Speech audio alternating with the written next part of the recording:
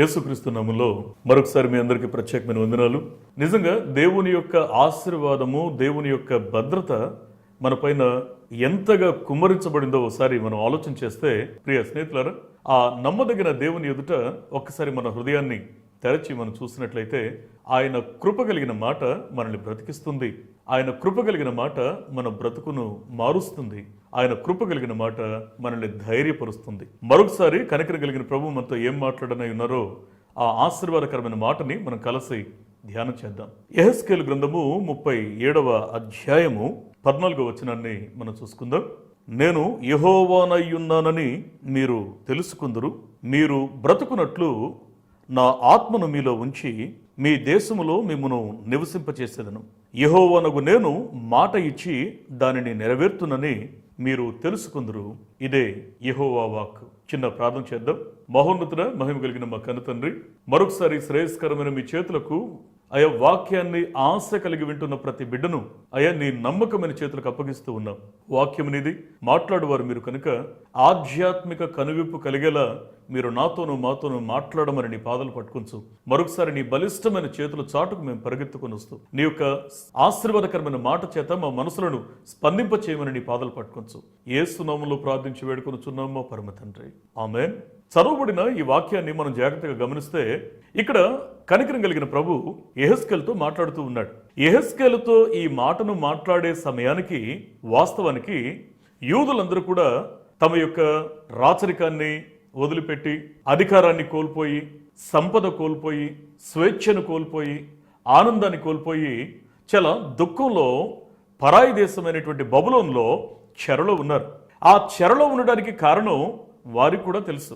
దేవుడు వారిని క్షమించి ప్రేమించి ఐగుప్తు బానిసత్వం నుంచి బయటకు తీసుకొచ్చాక వారికి రాచరికాన్నిచ్చి, మీరు ఒకరి చేతి కింద నలిగిపోవద్దు, మీరు ఇతరులను పరిపాలించగలిగే స్థితికి నేను మిమ్మల్ని హెచ్చిస్తున్నాను అని దేవుడు ప్రమాణం చేసి, ఆ ప్రమాణం ప్రకారం వారిని రాజులుగా చేస్తే, ఈ రాచరికానికి వచ్చిన తర్వాత కాస్తగా కృతజ్ఞతను మర్చిపోయినటువంటి ఈ యొక్క యూదులు వారి యొక్క స్వయంకృత అపరాధమును బట్టి వారు దేవుని యొక్క కృపను కోల్పోయి ఆ శత్రు రాజు అయినటువంటి ఆ నెబుకద్నెజరు వలన వీరందరూ కూడా బబులోనికి చెరలోకి వెళ్తారు.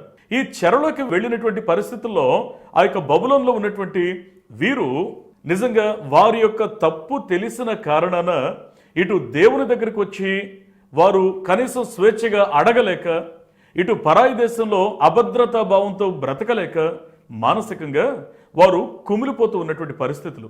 ఆ పరిస్థితుల్లో ప్రవక్త అయినటువంటి యెహెజ్కేలుతో దయగలిగిన దేవుడు మాట్లాడాలి అని ప్రయత్నం చేస్తున్నారు. అందుకే కరెక్ట్గా దీనికి కొన్ని వచనాలు ముందుగానే ప్రవక్త అయినటువంటి యెహెజ్కేలుకి ఎండిన ఎముకల లోయను చూపించి దానిని ఇశ్రాయేలీలతో పోల్చి, ఆ ఎండిన ఎముకలు జీవించగలవా, తిరిగి బ్రతకగలవా అని ప్రవక్త అయినటువంటి యెహెజ్కేలుని అడుగుతాడు. అడిగినప్పుడు మానవ జ్ఞానాన్ని ఏమాత్రం ఉపయోగించుకోకుండా దేవుని యొక్క ఔన్నత్యాన్ని, దైవత్వాన్ని, సార్వభౌమత్వాన్ని ఎరిగినటువంటి ఆ యొక్క యెహెజ్కేలు, దేవా నేను ఏ పాటి వాడిని నేను చెప్పడానికి, అది నీకే తెలుసు అని అంటాడు. ప్రియ దేవుని బిడ్డలారా, వీరిద్దరి మధ్య ఒక అద్భుతమైన సంభాషణ జరిగింది. ఈ సంభాషణ ఆ యొక్క ఎండిన ఎముకలు, నిర్జీవంగా ఉన్నటువంటి ఎముకలు తిరిగి బ్రతకగలవా? ప్రియ స్నేహితులారా, అందుకే జాగ్రత్తగా దేవుని యొక్క వాక్యాన్ని మనం గమనిస్తే చాలా మంది జీవితాలు నిర్జీవంగానే ఉండిపోతున్నాయి. వాస్తవానికి ఇక్కడ ప్రభు మాట్లాడుతున్నటువంటి ఆ మాటని మనం చూస్తే, నేను యెహోవానయ్యున్నానని మీరు తెలుసుకుందురు అని ప్రారంభిస్తాడు ఈ వచనంలో. అంటే యెహోవా అనగా దాని యొక్క భావం ఏంటంటే, ప్రియ స్నేహితులారా, ఆయన సర్వశరీరులకు దేవుడు అని యూదులకు తెలుసు. ఆయన సార్వభౌమాధికారి అన్న విషయం యూదులకు తెలుసు. ప్రతి పరిస్థితిని నియంత్రించేవాడు అని యూదులకు తెలుసు. అందుకే వారికి మరలా ఈ విషయాన్ని జ్ఞాపకం చేస్తూ, నేను యెహోవానై ఉన్నానని, అంటే పరిస్థితుల మీద అదుపు కలిగిన వాడనని మీరు తెలుసుకుంటారు అని అంటూ ఇక్కడ ఆ మిగతా విషయాలు మాట్లాడుతూ, మీరు బ్రతుకున్నట్లు నా ఆత్మ మీలో ఉంచి మీ దేశములో మిమ్మను నివసింపచేసేదను. మీరు ఏదైతే ఆ యొక్క స్వేచ్ఛను కోల్పోయారో, ఏదైతే ఆ యొక్క గౌరవాన్ని కోల్పోయారో, ఏదైతే మీ యొక్క రాజ్యాధికారాన్ని కోల్పోయారో, ఆ కనికరం కలిగిన ప్రభు అక్కడ మాట్లాడుతూ, మీరు విడిచి వచ్చిన ఆ దేశానికి, మీరు ప్రేమించే యెరూషలేముకి నేను మరలా మిమ్మల్ని తీసుకువెళ్తాను అని అక్కడ ప్రమాణం చేస్తూ ఉన్నాడు. ప్రియ స్నేహితులారా, కొన్నిసార్లు మన యొక్క బ్రతుకులో స్వయంకృత అపరాధాలను బట్టి దేవుడిచ్చిన ఆశీర్వాదాలను మనం ఎన్నో పోగొట్టుకుని ఉంటాం. ఈ సంవత్సర కాలంలో మన జీవితంలో అనేకమైనటువంటి ఒడిదుడుకుల్ని మనం చూసాం.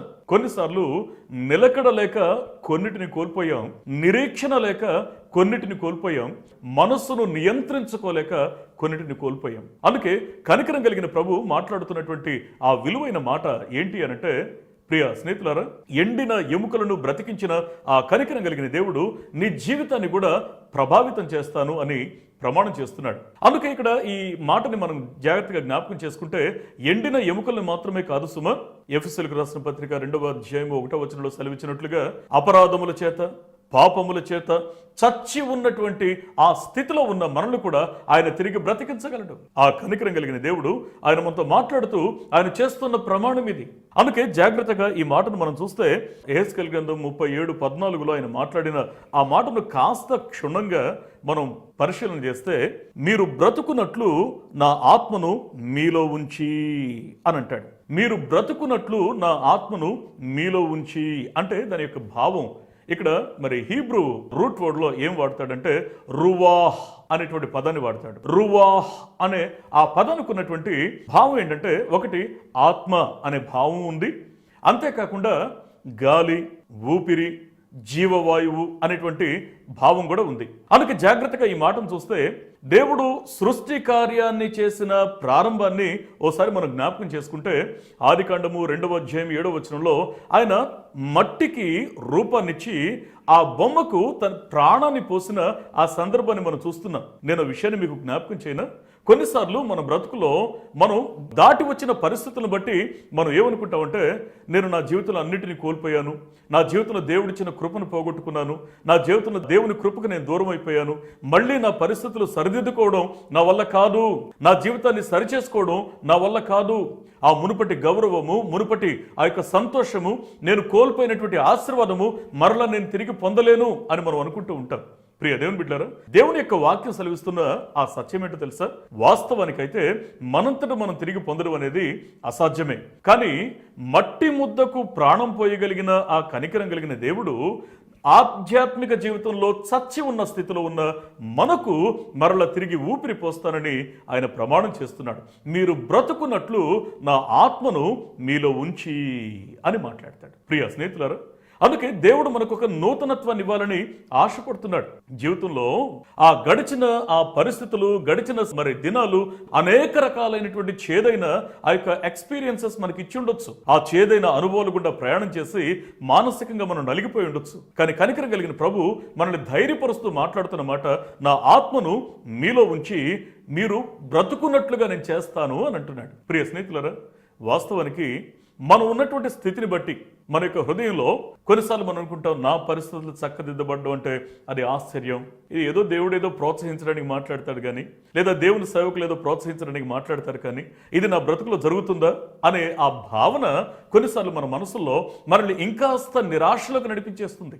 దేవుని వాక్యం నిరాశలో ఉన్న నీ జీవితంలో నిరీక్షణ పుట్టించాలి తప్ప నీవు నిరీక్షణ కోల్పోయేలా నీ యొక్క అంతరంగాన్ని నీరు కార్చకూడదు. అందుకే దేవుని వాక్యము నీ మనసులో ఆ నిరీక్షణ పుట్టించాలి అనంటే నీవు విశ్వసించాలి, నమ్మాలి, దేవుని వాక్యం మీద ఆధారపడగలగాలి. అందుకే ఇక్కడ దేవుని మాట ఎంత శక్తివంతమైందో ఇక్కడ ఒక చక్కని మాట ద్వారా తెలియజేస్తాడు. అదే యెహెజ్కేలు గ్రంథము 37వ అధ్యాయం 14వ వచనంలో ఆయన చెప్పిన ఇంకొక మాటను జాగ్రత్తగా మనం పరిశీలన చేస్తే, మాట ఇచ్చి దానిని నెరవేర్తును అని మాట్లాడతాడు. దేవుడు ఒక్కసారి మనకు మాట ఇచ్చాడు అనంటే ఖచ్చితంగా దానిని 100 అయినా 106 అయినా దానిని నెరవేర్చాలనే ఉద్దేశంతో దేవుడు మనతో మాట్లాడతాడు. ఆయన ఏదో కాలక్షేపంగా మనతో మాట్లాడాడు సుమ. మన యొక్క జీవితంలో ఉన్నటువంటి ఆ అవసరతను గుర్తించి, మన యొక్క ఒడిదుడుకులను గుర్తించి, మన బ్రతుకులో నిజమైన పరిష్కారాన్ని ఇవ్వడానికే ఆయన మాట్లాడతాడు. అందుకే మాట ఇచ్చి దానిని నెరవేర్తును అంటే ఇక్కడ హీబ్రూ రూట్ వర్డ్ లో ఏం వాడతాడు అనంటే డాబార్ అనేటువంటి పదాన్ని అక్కడ వాడతాడు. డాబార్ అనేటువంటి పదానికి ఉన్న భావం ఏంటి అంటే ఇది ప్రమాణముతో సమానమైన మాట అని దాని యొక్క భావం. ప్రియ స్నేహితులారా, దేవుడు తన నోట నుండి ఒక మాట పలికితే అది ప్రమాణముతో సమానమైన మాట. అందుకే దేవుని యొక్క వాక్యం మీద ఆ నిరీక్షణ కలిగి ఉండాలి. దేవుని యొక్క ఆశీర్వాదకరమైన మాట మనకు బ్రతుకుల్లో ఒక ధైర్యాన్ని కలిగించగలగాలి. ఆయన మాట ఇస్తున్నాడు స్పష్టంగా. ఈ క్షణను నువ్వు నమ్మగలిగితే ఈ ఆశీర్వాదకరమైన మాట నీ బ్రతుకును ప్రభావితం చేయగలుగుతుంది. అందుకే మరొక ఆశీర్వాదకరమైన మాటను మనం చూస్తే కీర్తనల గ్రంథము 23వ కీర్తన 4వ వచనంలో అనేకమైన ఆటుపోట్లు తన బ్రతుకులో ఎదుర్కొన్నటువంటి దావీదు భక్తుడు ఒక అద్భుతమైన మాటని ఆయన పలుకుతూ ఉన్నాడు. గాఢాంధకారపు లోయలలో నేను సంచరించినను ఏ అపాయమునకు భయపడను, నీవు నాకు తోడయుందువు, నీ దుడ్డు కర్రయు నీ దండమును నన్ను ఆదరించును. Praise the lord. దేవుని యొక్క వాక్యం సెలవిస్తున్న ఈ సత్యం ఏంటంటే ఆ కనికరం కలిగిన దేవుని యొక్క ప్రేమను రుచి చూసిన ఆ అనుభవాన్ని బట్టి ఇబ్బందికరమైన పరిస్థితిలో ఉన్నాడు. ఆయన మాట్లాడుతున్న మాటలో, అయ్యా నేను గాఢాంధకారపు లోయలో ఉన్నాను. గాఢాంధకారము అది ఓటమికి గుర్తు, గాఢాంధకారము అది నిరాశకు గుర్తు, గాఢాంధకారము శ్రమలకి గుర్తు.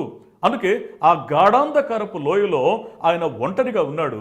అంత మాత్రమే కాకుండా ఆ ఒంటరితనంలో కంటిన్యూషన్ ఏం మాట్లాడతాడంటే, గాఢాంధకారపు లోయలలో నేను సంచరిస్తూ ఉన్నాను, అయితే నాకు అనేకమైన అపాయాలు సంభవిస్తున్నాయి, అయితే నేను ఏ అపాయమునకు భయపడను.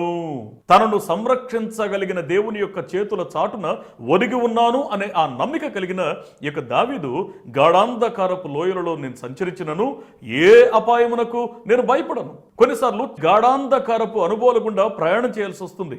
కొన్ని విపత్కరమైన పరిస్థితుల్లో ప్రయాణం చేయాల్సి వస్తుంది. ఆపదలను మరి కొన్నిసార్లు మనం చూస్తూ మనం ప్రయాణం చేయాల్సి వస్తుంది. కానీ దేవుని యొక్క వాక్యం సెలవిస్తున్న ఆ సత్యం ఏంటో తెలుసా? పరిస్థితులను చూసేవాడు దేవుని యొక్క ఆశీర్వాదకరమైన అద్భుత హస్తాన్ని చూడలేడు.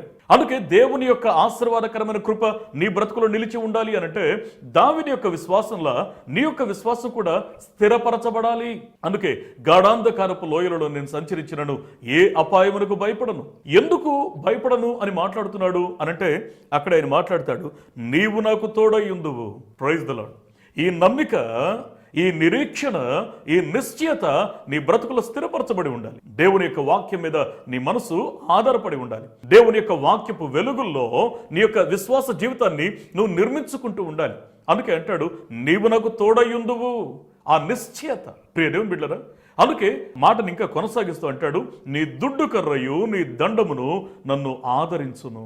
ప్రియ దేవుని బిడ్డలారా, అందుకే ఏమన్నా చిన్న చిన్న సమస్యలు గుండా మీరు ప్రయాణం చేస్తూ ఉంటే ఆ సమస్యలను బట్టి మీ బ్రతుకులో ఏదో ఆశీర్వాదాన్ని కోల్పోతున్నామనే ఆ భయం మీకు అక్కర్లేదు. అయితే నేను పదే పదే ఓ మాట చెప్తూ ఉంటాను, ఎప్పుడు భయపడాలి అంటే ఆర్థికంగా ఏదో నష్టం వచ్చినప్పుడు అప్పుడు కాదు భయపడాల్సింది, లేదా అనారోగ్య సంబంధమైనటువంటి ఇబ్బందులు ఏమైనా వచ్చినప్పుడు అప్పుడు కాదు భయపడాల్సింది, నీతో స్నేహం చేస్తున్న వారు నీకు శత్రువులైనప్పుడు అప్పుడు కాదు నువ్వు భయపడాల్సింది. ఎప్పుడు భయపడాలి అనంటే దేవుని యొక్క సన్నిధానంలో మోకరించి ప్రార్థించాలి అనే ఆ ఆశ, ఆ తీవ్రత నీ అంతరంగంలో చల్లారుతూ ఉన్నప్పుడు నువ్వు భయపడాలి. దేవుని ఎదుట మనసు తెరిచి ప్రతి విషయాన్ని కూడా ఒప్పుకునే విషయంలో కాస్త దాపరికాన్ని మెయింటైన్ చేస్తూ ఉండాలని ఆ మనసు నిన్ను ఒత్తిడి చేస్తున్నప్పుడు అప్పుడు భయపడాలి. దేవునితో ఉన్న సత్సంబంధం ఒకవేళ ఎక్కడైనా చల్లారిపోతూ ఉంటే దాని విషయంలో భయపడాలి. అందుకే దేవుని యొక్క వాక్యాన్ని మనం చూస్తే, నీవు నాకు తోడయ్యుందువు. ఎస్, కనికరం కలిగిన దేవుడు నీకు తోడై ఉన్నాడు. నువ్వు గాఢాంధకారపు పరిస్థితుల గుండా నువ్వు ప్రయాణం చేసినా, అపాయకరమైన పరిస్థితుల గుండా నువ్వు ప్రయాణం చేసినా, అపాయకరమైన ప్రజల మధ్య నుంచి నువ్వు ప్రయాణం చేసినా నువ్వు దేనికి భయపడక్కర్లేదు. దేవుని వాక్యం సెలవిస్తున్న మరొక అద్భుతమైన మాట మీ ముందుకు తీసుకురావాలని ఆశపడుతున్నాను. లూకా సువార్త 12వ అధ్యాయము 7వ వచనాన్ని మనం చూస్తే, మీ తల వెంట్రుకలన్నీ లెక్కింపబడి ఉన్నవి. Praise the lord. మీ తల వెంట్రుకలు అన్నీ లెక్కింపబడి ఉన్నాయి.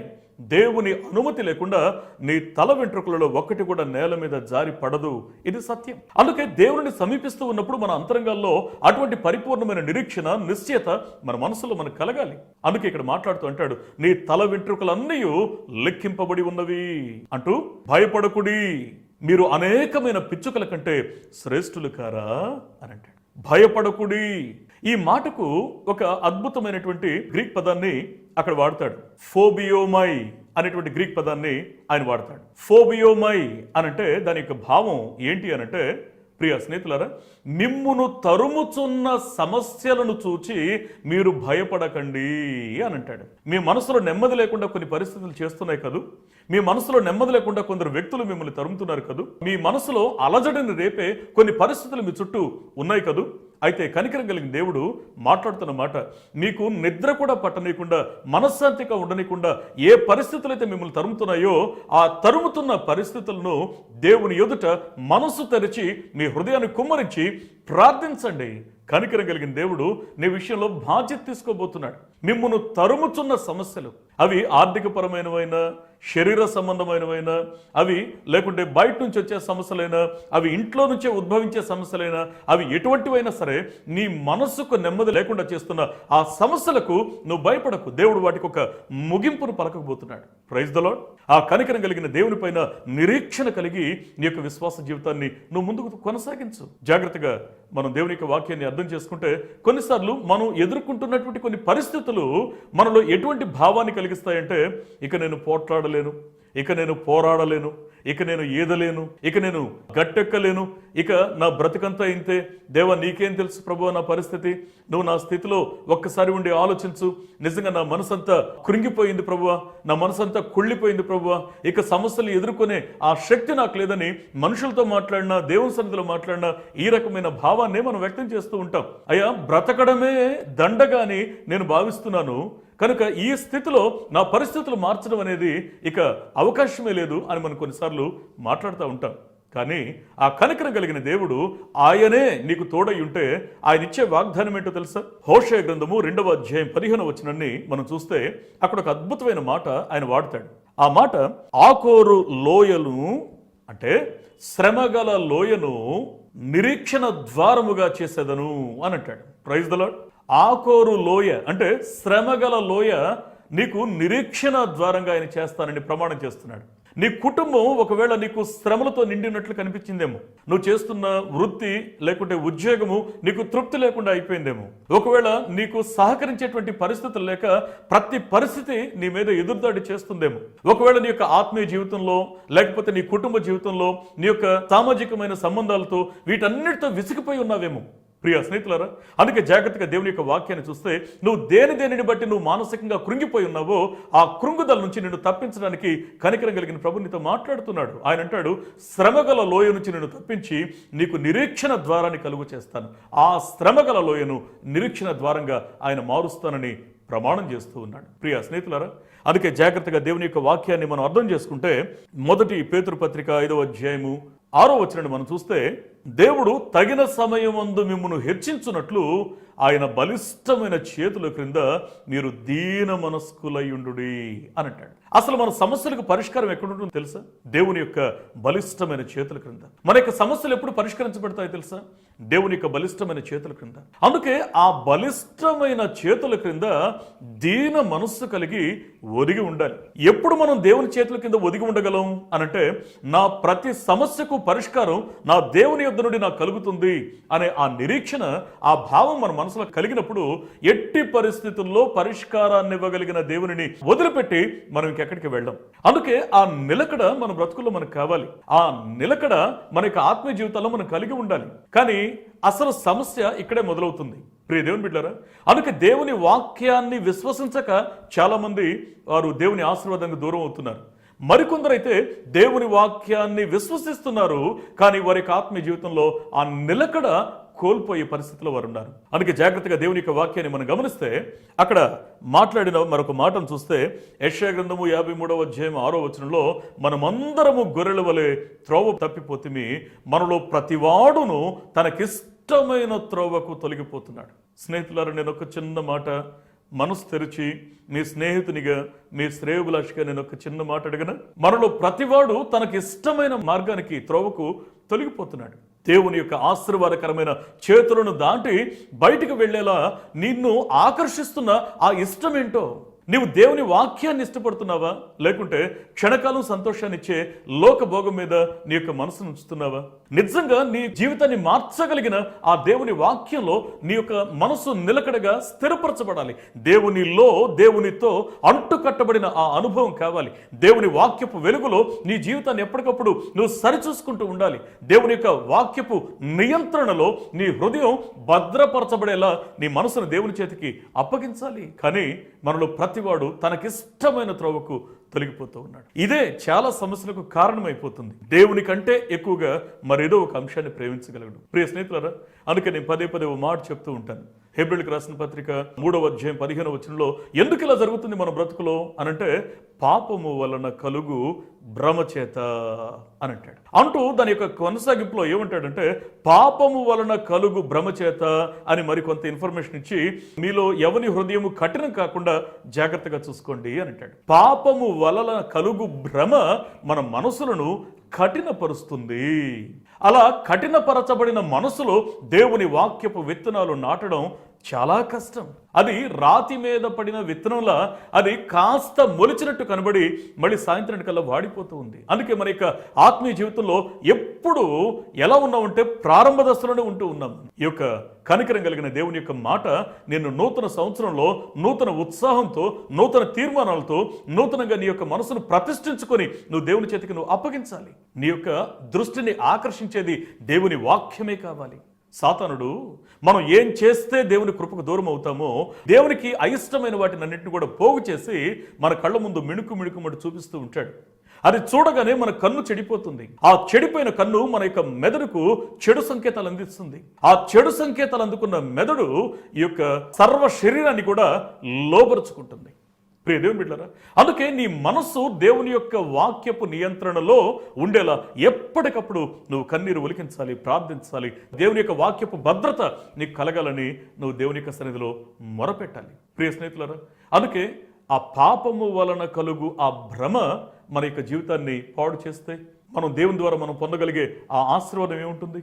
నేను సత్యం చెప్పనా, ఎంతోమంది ఆత్మీయ జీవితాన్ని ప్రారంభించి వారి యొక్క విశ్వాస జీవితంలో పడుతూ లేస్తూ గమ్యానికి చేరకుండానే ఇదిగో నా పరిస్థితి ఇలా ఉంది, నా స్థితి ఇలా ఉంది అని అనుకుంటూ వారిని వారు నిందించుకుంటూ అసంతృప్తికరమైన జీవితం నుండి కొనసాగుతూ ఉన్నారు. కానీ దేవుని యొక్క ఉద్దేశం ఏంటో తెలుసా? 1 కొరింథీ పత్రిక 9వ అధ్యాయము 24వ వచనాన్ని మనం చూస్తే, పందెపు రంగం ముందు పరిగెత్తు వారందరూ పరిగెత్తుదురు, కానీ ఒక్కడే బహుమానం పొందునని మీకు తెలియదా? పందెపు రంగం ముందు పరిగెత్తేవారు అనేకులు పరిగెడతారు, కానీ ఒక్కడే బహుమానం పొందుతాడు. ఈ విషయం మీకు తెలియదా అంటూ, అటువలే మీరు బహుమానముందునట్లు మీరు పరిగెత్తండి. Praise the lord. ఆత్మ చెప్పుచున్న మాట చెవి గలవాడు వినుడుగాక. మీరు పరిగెత్తండి. ఎలా పరిగెత్తాలో తెలుసా? నేను కూడా పరుగు పందెంలో ఉన్నాను అనే ఆ భావాన్ని, ఆ భ్రమను కలిగించుకుంటూ అసంతృప్తికరంగా మనల్ని మనం మోసగించుకుంటూ బ్రతకడం కాదు, బహుమానముందునట్లుగా మనం పరిగెత్తాలి. ఆ యొక్క నిరంతర సాధన మన బ్రతుకులో ఉండాలి. అందుకే దేవుని యొక్క సన్నిధిలో ఆ పెరుగులాడే ప్రార్థన అనుభవం మనకు కావాలి. దేవుని యొక్క వాక్యాన్ని ప్రాణప్రదంగా మన హృదయాలలో పట్టుకునేటువంటి వారిగా మనం ఉండాలి. దేవుని యొక్క వాక్యాన్ని మనం పరిపూర్ణంగా విశ్వసించే వారిగా ఉండాలి. ప్రియ స్నేహితులారా, అందుకే దేవుని యొక్క సన్నిధానంలో ఆ నిరీక్షణ కావాలి. అందుకే ప్రభు ప్రమాణం చేస్తున్నాడు, ఒకవేళ నీ యొక్క ఆత్మీయ బ్రతుకులో ఏదైనా ఒడిదుడుకులు ఉన్నప్పటికీ కనికరం కలిగిన దేవుడు మనస్ఫూర్తిగా ఆయన మాట్లాడుతున్నాడు, నా ఆత్మను మీలో ఉంచి నేను తిరిగి మిమ్మల్ని బ్రతికించాలని ఆశపడుతున్నాను అని మాట్లాడతాడు. అంతేకాక నిరాశలో ఉన్న మనతో నేను మాట ఇచ్చాను, మాట ఇచ్చిన ప్రకారం ఖచ్చితంగా నేను చేసి తీరుతాను అని అంటాడు. అది ప్రమాణపూర్వకమైన మాట, ప్రమాణముతో సమానమైన మాట. ప్రియ దేవుని బిడ్డలారా, మన యొక్క జీవితాల్లో ఆ నిరీక్షణ కావాలి, ఆ నిశ్చయత కావాలి. ఎన్ని సంవత్సరాలు విశ్వాస జీవితంలో మనం ప్రయాణం చేస్తున్నా మన యొక్క ఆత్మీయ జీవితంలో ఆ నిశ్చయత లేకపోతే, ప్రియ స్నేహితులారా, నేను ఒక చిన్న మాట మీకు సెలవిస్తాను. ఒకసారి ప్రభుని ఎరిగినటువంటి ఒక వ్యక్తి ఓడలో ప్రయాణం చేస్తూ ఉన్నాడట. అతని కళ్ళకి మరొక యవనస్తుడు కనిపించాడు. అతడు మరి ఏమాత్రం దైవ భయం లేకుండా మరి తాగుతూ కాలక్షేపం చేస్తూ చాలా లోకంలో ఉన్న సుఖాన్ని అనుభవిస్తూ తన జీవితాన్ని గడిపిస్తూ ఉన్నాడట. ఈ యొక్క ప్రభుని ఎరిగినటువంటి వ్యక్తి యొక్క మనసులో ఒక వేదన చోటు చేసుకుంది. పదే పదే అతని దగ్గరికి వెళ్ళి, అయ్యా నువ్వు ప్రభుని రక్షకునిగా అంగీకరించు, నీ జీవితాన్ని మార్చుకో, మరి నిత్య నరకాగ్ని తప్పించుకో అని మాట్లాడుతూ మాట్లాడుతూ ఉంటే నేనేదో సంతోషమైన మూడ్లో ఉంటే మాటిమాటికి నా హృదయాన్ని పాడు చేస్తావేంటి నువ్వు అని ఇతనికి దొరకకుండా ఆ యొక్క యవనస్తుడు మాటిమాటికి తప్పించుకుంటూ వెళ్తున్నాడట. అయితే ఇతను సిగ్గుపడకుండా అతను ఎన్ని మాటలు నిందించినా ఈ రక్షించబడినవాడు మళ్ళీ మళ్ళీ అతని దగ్గరికి వెళ్ళి అతన్ని కౌన్సిల్ చేస్తున్నాడు. నువ్వు నీ హృదయాన్ని మార్చుకో, నీ అలవాట్లు మార్చుకో, నువ్వు ఆ రాబోయే శిక్షను తప్పించుకోవాలి అంటే నీ యొక్క జీవితాన్ని మార్చుకొని పదే పదే చెప్తూ ఉంటే ఇక చాలా విసుకొచ్చి చాలా నిందించాడు ఇతన్ని. ఇక నిందించిన తర్వాత ఉన్నట్టుండి ఇక ఓడ మరి సముద్రంలో వెళ్తూ వెళ్తూ ఒక పెద్ద కొండకి ఢీకొని అనుకోకుండా అకస్మాత్తుగా ఓడ బద్దలైపోయింది. ఎవరికి వారు వారి వారి ప్రాణాలు కాపాడుకునే ప్రయత్నంలో ఇక బిజీగా ఉన్నారు, పక్క వారిని పట్టించుకునే స్థితిలో లేరు. అయితే ఓడ బద్దలైనప్పుడు వ్యసనాలతో ఉన్నటువంటి యవనస్తుడు నీళ్లలో పడ్డాడు. తను తాను కాపాడుకోవడానికి ఇక ఏ సపోర్ట్ దొరకలేదు, నీళ్లలో మునుగుతూ తేలుతూ ఉన్నాడట. ఈలోపు ప్రభువుని ఎరిగిన వానికి ఆ ఓడలో నుండి ఒక చెక్క దొరికింది. అది సరిగ్గా ఒక మనిషి తన ప్రాణాన్ని దక్కించుకోవడానికి సరిపడా ఆ చెక్క సపోర్ట్ ఇస్తుంది. ఇక ఆ చెక్క మీద తను చేతులు పెట్టి ఈదుకుంటూ అలా నీళ్ళల్లో మునిగిపోతున్నటువంటి వ్యసనాలకు లోనైన యవనస్తుని దగ్గరికి వచ్చి, నువ్వు ప్రభుని తెలుసుకో, నువ్వు ప్రభుని అంగీకరిస్తే నిత్య నరకాగ్ని నుంచి ప్రభు తప్పిస్తాడు అని ఆ చనిపోయే మూమెంట్లో కూడా మాట్లాడితే ఆ యవనస్తుని కోపం వచ్చి ఒక మాట అన్నాడంట. చూడు, నువ్వు ఇందాక నుంచి నా ప్రాణం తీస్తా ఉన్నావు, నేను బ్రతుకుంటే కదా ప్రభుని తెలుసుకోవడానికి, నేను ప్రభుని రక్షకునిగా స్వీకరించడానికి, నేను కాన్సెప్ట్లో చనిపోబోతున్నాను. ఇటువంటి పరిస్థితుల్లో ఆ రక్షణ నాకేం ఉపయోగపడుతుంది, నేను బ్రతుకుంటే నేను నిర్ణయించుకునేవాడిని అని చెప్పేసి అన్నాడంట. వెంటనే ఈ యొక్క రక్షించబడ్డవాడు ఏమన్నాడంటే, సరే నువ్వు బ్రతికితే నువ్వు తప్పకుండా ప్రభుని తెలుసుకుంటావా, సొంత రక్షకునిగా అంగీకరిస్తావా అని అంటే, నేను బ్రతికితే కదా నేను చనిపోబోతున్నాను అని అన్నాడట. వెంటనే ఈ రక్షణ పొందినవాడు ఏం చేశాడంటే, కేవలం ఒకే ఒక్క వ్యక్తిని మాత్రమే కాపాడగలిగిన ఆ ప్రాణాధారమైన చెక్కని తన చేతిలో నుంచి తీసి వ్యసనాలతో చనిపోబోతున్నటువంటి ఆ యొక్క యవనస్తునికి ఇచ్చేసి, ఇదిగో నువ్వు ప్రభుని తెలుసుకో, ప్రభు నిన్ను రక్షించాలని ఆశపడుతున్నాడు అన్నప్పుడు ఆ యొక్క వ్యసనాలతో ఉన్నటువంటి వానికి ఒక ఆశ్చర్యం కలిగింది.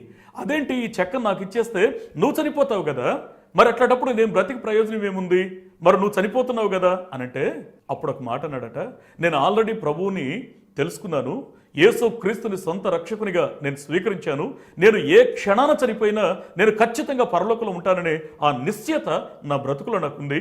కాబట్టి నేను చనిపోయినా నేను ప్రభు దగ్గరికి వెళ్తాను. ఒకవేళ నువ్వు చనిపోతే నువ్వు నిత్య నరకాగ్నికి వెళ్తావు, కానీ అలా నువ్వు నరకానికి వెళ్ళకూడదనే ఈ చెక్కని నీకు ఇస్తున్నాను, కాబట్టి నువ్వు రక్షణ పొందు అని ఆ చెక్కని తనకి స్వాధీనం చేసి ఇతడు నీళ్ళలో మునిగి చనిపోయాడట. ప్రియ దేవుని బిడ్డలారా, నేను ఒక్క విషయాన్ని మీకు చెప్పనా, దేవుని యొక్క ఆశీర్వాదకరమైన వాక్యం నీ మనసును గెలిస్తే నీ అంతరంగంలో ఇటువంటి స్థిరత్వం ఉండాలి, అటువంటి నిశ్చయత ఉండాలి, అటువంటి భద్రపరచబడిన ఆ నమ్మిక నీ బ్రతుకులో ఉండాలి. అందుకే ఒకవేళ చిన్న చిన్న ఒడిదుడుకులుంటే మన యొక్క బ్రతుకులో మనం సరి చేసుకుందాం. దేవుని యొక్క ఆశీర్వాదకరమైన చేతులకు మళ్ళీ మన బ్రతుకును మనం సమర్పిద్దాం. కృప కలిగిన దేవుని మాట మన అంతరంగాలను మరలా స్థిరపరచునుగాక. ఆ కనికరం కలిగిన దేవుడు తన మాటల ద్వారా ఆధ్యాత్మికంగా మరలా మనల్ని బ్రతికించునుగాక. దేవుని కొరకు నమ్మకంగా బ్రతకాలని ఆశపడుతున్న వారు ఒకవేళ మీరు ఇష్టపడినట్లయితే నాతో ఏకీవించి ప్రార్థించండి. ఖచ్చితంగా దేవుడు నీ ప్రార్థన వింటాడు. ఒక సంతృప్తికరమైన ఒక జయ జీవితాన్ని దేవుడు నీకు ప్రసాదిస్తాడు. ప్రార్థన చేసుకుందాం. మహోన్నతుడా, మహిమ కలిగిన మా పరమ తండ్రి, మరొకసారి నమ్మకమైన మీ చేతులకు నీ ప్రియబిడ్డలను అయ్యతనైనా వాక్యాన్ని వింటున్న ప్రతి బిడ్డను అప్పగించి మేము ప్రార్థిస్తున్నాం. నీ వాక్యం శ్రేష్టమైంది, నీ వాక్యము బలిష్టమైంది. మా యొక్క ఆత్మీయ జీవితాలలో ఆ నిశ్చయత లేక, ఆ భద్రత లేక ఇంతకాలం మేము కొట్టుమిట్టాడుతూ ఉన్నటువంటి పరిస్థితులకు చాలు మా యొక్క ఆత్మీయ జీవితాలలో ఆ స్థిరత్వాన్ని దయచేయండి. అయ్యా, మాట ఇచ్చి దాన్ని నెరవేర్చే దేవుడవు నీ సన్నిధులకు మేము వస్తున్నాం. నీ కృప కలిగిన వాక్కు ద్వారా మరల ఆధ్యాత్మికంగా మమ్మల్ని బ్రతికించి నీ సాక్షులుగా మమ్మల్ని వాడుకొనమని దీవించమని, ఒక సవాలుకరమైన ఆత్మీయ జీవితాన్ని మాకు ప్రసాదించమని యేసు క్రీస్తు నమ్మదగిన నామమున ప్రార్థించి వేడుకొనుచున్నాం మా పరమ తండ్రి. Amen, amen. యేసు క్రీస్తు నామములో మరొకసారి మీ అందరికీ ప్రత్యేకమైన వందనాలు.